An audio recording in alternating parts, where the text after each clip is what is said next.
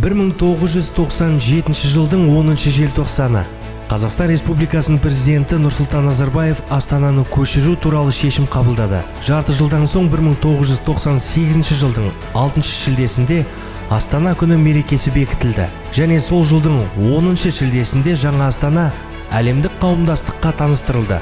1999 жыл ЮНЕСКО Астанаға бейбітшілік қаласы атағын табыстады. Жаңа Астана ірі іс-шаралар өткізу орталығы.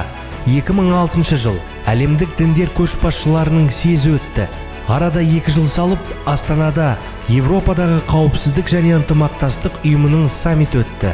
2011 жыл 7-ші қысқы Азия ойындары өткізілді. 2017 жыл Экспо 2017 халықаралық мамандандырылған көрмесі ұйымдастырылды. Елбасының еңбегін ескеру мақсатында Қасым-Жомарт Тоқаев Астанаға тұңғыш президенттің есімін беруді ұсынды. Сөйтіп, Қазақстанның астанасы Нұр-Сұлтан қаласы болып өзгертілді. Елорда күні құтты болсын.